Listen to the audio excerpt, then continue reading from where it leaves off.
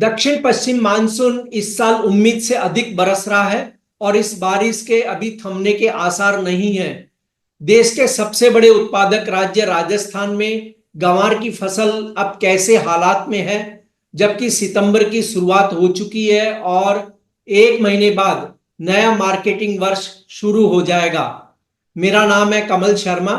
गंवार के मुख्य उत्पादक राज्य राजस्थान में गंवार की फसल के ताजा हालात कैसे हैं और अभी जो बारिश हो रही है या होने की संभावना आईएमडी ने जताई है उसके क्या असर होंगे, इस पर हमने कृषि विशेषज्ञ पुखराज चोपड़ा से बीकानेर में बात की। पुखराज जी, आपका स्वागत है। पुखराज जी, राजस्थान के गंवार की फसल के ताजा हालात कैसे हैं? आपने खेतों का जो दौरा किया है वहां क्या हालात और क्या नजारे देखने को मिल रहे हैं? देखिए कमल जी, पहले तो मैं आंकड़े की बात बता दूं आपको। लगभग पिछले साल के मुकाबले 97% इसकी बुआई हो चुकी है। पिछले साल से 1 लाख हेक्टर कम है, 27 लाख हेक्टर के आसपास सारी बिजाई हुई है। ये तो होगी बिजाई की बात।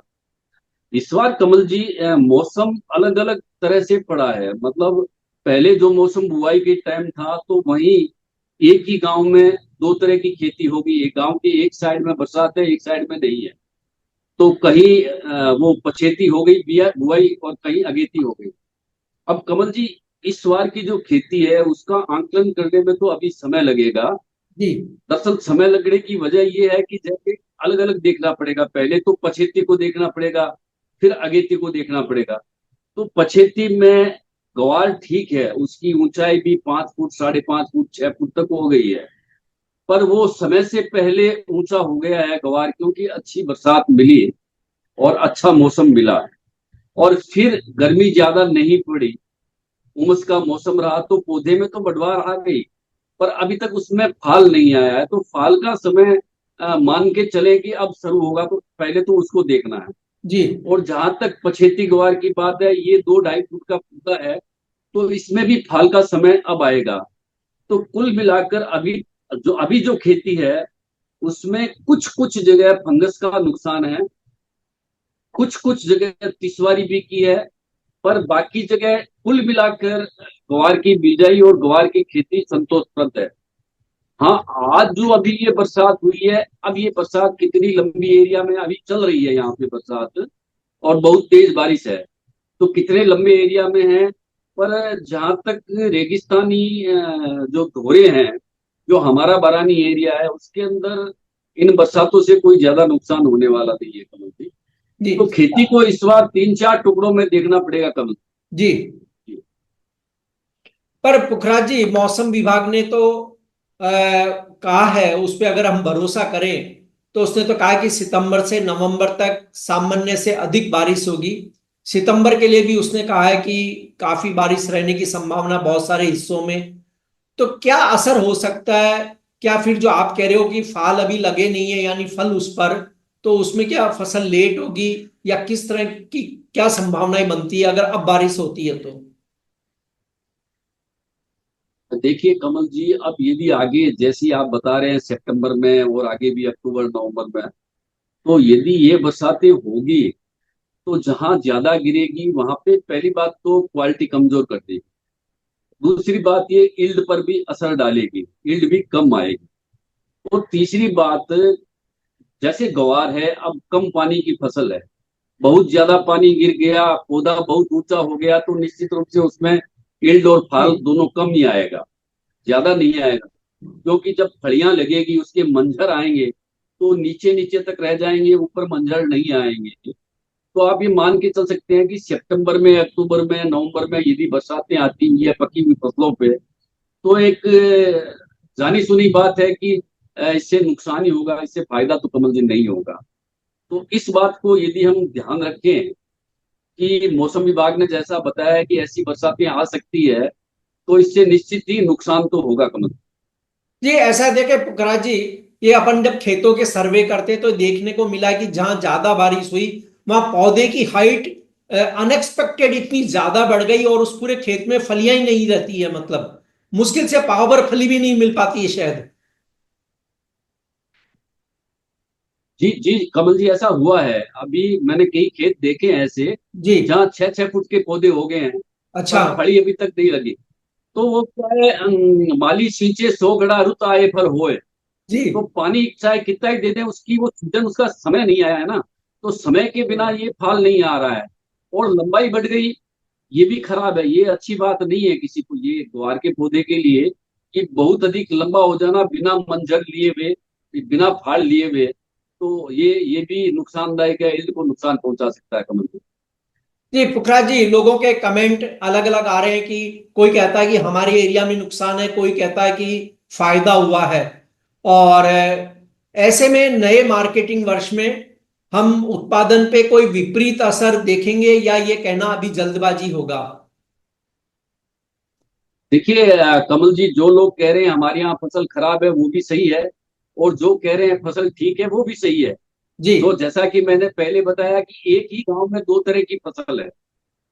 एक जो नेशनल हाईवे जाता है उसकी एक साइड में फसल एक तरह की है, एक साइड में फसल एक तरह की है। क्यों? बरसातों का पैटर्न है वो इस तरह का रहा, कहीं गिर गई कहीं नहीं गिरी, कहीं ज्यादा गिर गई, कहीं खेती पहले होगी कहीं खेती बाद में हुई। तो इस बार सीधे खेत देख के हम यदि निष्कर्ष निकाल लें तो ये वाजिब भी नहीं होगा, और वो निष्कर्ष सही भी नहीं निकलेगा। जैसे किसान से हम बात करते हैं तो पता लगता है कि पूर्व में, उत्तर में, दक्षिण में, पश्चिम में, सब जगह अलग अलग तरह के खेत हैं। तो जहां तक बात इतनी बरसातों के बावजूद हम यदि ये देखें कि 2015-16 की तरह या कहीं कोई बड़ा प्रोडक्शन आ जाए, जी। जिस तरह की बिजाई है उतना बड़ा प्रोडक्शन तो मेरे ख्याल से नहीं आएगा। पर अभी तक खेती कुल मिलाकर हम कह सकते हैं कि ठीक ठाक है। जी।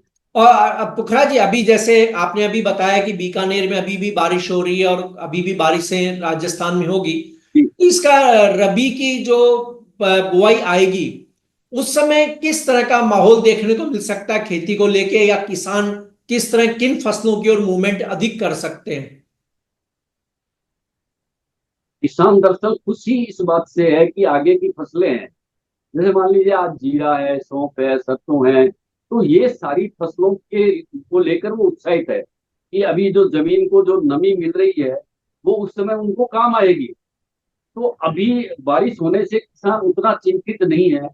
चिंतित नहीं होने के पीछे दो तीन कारण है। एक कारण तो ये कि चलो अनाज कम होगा या ज्यादा होगा, पशुओं के लिए चारा भरपूर हो जाएगा, और चारे के साथ यदि हो जाता है अनाज तो ठीक है, नहीं तो रबी की फसल है वो अच्छी ले पाएंगे। तो रबी की फसल के लिए तो इसको शुभ संकेत भी माना जाना चाहिए, और शुभ ही रहेगा ये, समझ लो। जी पुखराज जी, आप देखें जो भी खेती बाड़ी के एरिया उन सभी की यात्रा रेगुलर करते हैं, और हम अपने राजस्थान में पानी का स्तर, जल स्तर काफी नीचे चला गया है। ये जो इस बार बारिश हो रही है, क्या आप मानते हैं कि उससे जल स्तर में सुधार होगा? हर एरिया में तो सुधार नहीं होगा, बहुत सारे जिले राजस्थान के डार्क जोन में चले गए हैं। पर कुछ जिले ऐसे हैं, जैसे मान लो ये आपका सिरोही, जालोर, पाली, ये साइड का एरिया है, या ये जैसलमेर है आपका इस बार, जैसलमेर है, बाड़मेर है, वहां पे जरूर रिचार्ज होगा। और हमारे बीकानेर में कुछ एरिया है जो घोड़ासर है, आपका ये अक्का सरोवर है, जहाँ पूरा बहुत डार्क जोन में चला जी। गया था, और थोड़ा रिचार्ज तो होगा। पर ऐसे बहुत बड़े रिचार्ज की उम्मीद तो नहीं करनी चाहिए। हाँ, जहां से ये लूनी नदी निकली है इस बार, लूनी लूनी नदी जो चलती है रेगिस्तान में, बरसाती नदी है, वो बहुत अच्छी चली है। जो बाड़मेर साइड भी बहुत अच्छा रहा, इसका बालोतरा साइड भी बहुत अच्छा रहा, तो इसका प्रभाव तो निश्चित रूप से जल स्तर पे पड़ेगा। ये आप मान के चल सकते हैं कि वहां के कुएं अच्छे रिचार्ज हो जाएंगे। ये पुखरा जी, राजस्थान में देखिए इस बार पानी अच्छा गिरा है, कई बार हमने देखा, कई जिलों में आपने भी बताया कि पानी अच्छा गिरता है, पानी बढ़िया हो रहा है मानसून। राजस्थान सरकार को जमीनों को रिचार्ज करने के लिए, यानी पानी उनमें रहे, उसके लिए किस तरह का वर्क करना चाहिए कि पानी वेस्टेज ना जाए, ये जो बरसता है वो? देखिए, वैसे तो सरकार ने पहले से नियम बना रखे हैं कि आपकी इतनी बड़ी बिल्डिंग होगी तो आपको उसके अंदर पानी रिचार्ज का सिस्टम रखना होगा। आपकी यदि फैक्ट्री है इतनी बड़ी है तो उसके उस हिसाब से आपको रिचार्ज का वो आपको रखना पड़ेगा। तो ये सरकार ने तो बना रखे हैं। पर होता क्या है कि जैसे ही बरसात का सीजन जाता है, अधिकारी भूल जाते हैं, सरकार भी भूल जाती है। और जब सीजन आता है, तब ये जो ऐसी बरसातें पड़ती है तो सरकार रिचार्ज तो भूल जाती है। वो राहत कार्य, बचाव कार्य, जी कहीं मकान गिर गए, कहीं मनुष्य गिर गए, पशु गिर गए, फिर उसमें लग जाती है। मतलब वो फिर रिचार्ज की बात उसके दिमाग में शायद नहीं रहती। फिर समय आएगा, अब जैसे ऐसी बरसातें हुई है, तो आप जैसे पत्रकार पूछेंगे कि आपकी रिचार्ज की क्या व्यवस्था है, तो यहाँ तो उनके बचाव कार्य में हाथ पांव भूल जाते हैं। रिचार्ज की व्यवस्था वो कहाँ करेंगे। मैंने अभी पिछले दिनों देखा, गुजरात के अंदर कई किसान खेतों में जल भराव से बहुत हाँ परेशान थे, और सरकार को कोस रहे थे कि हमारी सरकार हमारे खेतों से पानी नहीं निकलवा रही है। अब वो सरकार बड़ौदा से पानी निकाले, सूरत से पानी निकाले, आपके राजकोट से पानी निकाले, शहरों से बचाव करे, खेतों का पानी निकाले। तो ये समझना होगा कि सरकार भी हमारी तरह पुरानी बातें भूल जाती है। जब उसको तकलीफ होती है ना, तब तो याद आता है कि अरे हमें रिचार्ज के जी लिए जी करना चाहिए था। पर वो समय निकल जाता है, फिर अगले साल फिर वो वैसा ही वही पैटर्न चल रहा है। पर हाँ, सरकार ने नियम जरूर बनाए हैं कि रिचार्ज के लिए आपको ये सिस्टम रखने पड़ेंगे, और लोग भी जागरूक हुए। ऐसा नहीं है कि लोग जागरूक नहीं है, जागरूक। जी। पुखराज जी, अंतिम सवाल है कि गंवार के प्राइस को लेके आप शॉर्ट टर्म का क्या नजरिया रखते हैं? देखिए कमल जी, मैं आपको एक साथ ही शॉर्ट टर्म लॉन्ग टर्म दोनों बता देता हूँ। जी ग्वार के भाव पूरे साल जो चले हैं, वो वायदा बाजार के पीछे चले। इसके अंदर फंडामेंटल का कोई लेन देन नहीं है। देखिए, मैं 1969 से इस ट्रेड के अंदर हूँ। जी मैंने अपने जीवन में पहली बार देखा कि जब राजस्थान में 51 दिन कंटिन्यू ग्वार की सीजन में सूखा चला जाता है खेती के समय, और ग्वार का बाजार घट जाता है। ऐसा पहले कभी देखा नहीं, ये इसी साल देखा हमने, जब 51 दिन का 50 दिन का राजस्थान में सूखा पड़ा था, तो बाजार घटा था। निश्चित रूप से पिछली फसल 60 लाख से ऊपर नहीं हुई, खपत 1 करोड़ 10 लाख बोरी की है, बावजूद उसके बाजार तेज नहीं हुआ। तो पहले तो तेजी मंदी बताने से पहले वजह देख लेते हैं हम। जी वजह यह है कि वॉल्यूम इसका कम हो गया। हैजर ने 2-3 लाख बोरी मान लिया, वेयर हाउस में लगा दिया, वायदा के अंदर 1.5 गुना बेच दिया। अब वो बाजार उठेगा कहाँ से। नया कोई इन्वेस्टर आए, पैसा लगाने वाला आए, तब तो बात पार पड़े। अब पैसा लगाने वाला इसलिए नहीं आता कि सारी लिक्विडिटी शेयर मार्केट की ओर जा रही है। शेयर मार्केट के अंदर घुसते ही आपको पैसे मिल रहे हैं। आप क्यों गवार से माथाफोड़ी करोगे, या क्यों आप किसी आइटम से माथाफोड़ी करोगे। तो लिक्विडिटी पूरी की पूरी शेयर मार्केट की तरफ जा रही है। तो जी एक तो इस कारण से रुझान कम हो गया। दूसरा दूसरा ये कमल जी, फंडामेंटल के अनुसार पिछला बाजार चला नहीं। मुझे भी लगता था कि 5800 से 6000 के नीचे ग्वार का भाव नहीं रहेगा। जी पर हमने देखा, आपने देखा, 5150 रुपए ग्वार हो गया था। तो हम ये मानते हैं कि कहीं ना कहीं हमारी चूक हुई है। हमसे ये चूक हो गई कि हमें ये पता नहीं लगा कि इन्वेस्टर इसमें आएगा ही नहीं। अब हम्म ये चूक होना तो स्वाभाविक है जी कि हम उम्मीद करते हैं इन्वेस्टर आएगा, और इन्वेस्टर आता नहीं। तो इस साल भी बहुत बड़ी समस्या है, इन्वेस्टर आ नहीं रहा है। और बिना इन्वेस्टर के इसके अंदर जल्दी से तेजी नहीं बनती है। आपने 5 लाख बोरी वायदा के अंदर माल लगा के हेज कर दिया, बाजार उठेगा ही नहीं, आपका फंडामेंटल कुछ भी बोलता हो। फिर इतने सारे इश्यू हैं इसके अंदर कि आप एक साथ डिलीवरी आप छोड़ने के लिए आ रहे हो, बाजार अपने आप दब जाएगा। अपने आप तो बहुत नजदीक से कॉमोडिटी को ट्रैक करते हैं। आपने इस बार देखिए, हल्दी को इतना नजदीक से आप देखते हैं। जी मुझे बच्चों से पता है कि हल्दी में जितनी आपकी जानकारी रहती है, मैं मानता हूँ कि बहुत कम लोगों को होती होगी ऐसी जानकारी। 20,000 की हल्दी 12,500 होगी, कोई तालमेल नहीं। जीरा हर महीना नीचे बदले में चला, यानी कोई तालमेल नहीं, कोई जी फसल जी आने वाली नहीं है, फिर नीचे क्यों। और गवार को आप देख लीजिए, सूखा चला तब भी गवार मंदा, गीला चला तब भी गवार मंदा।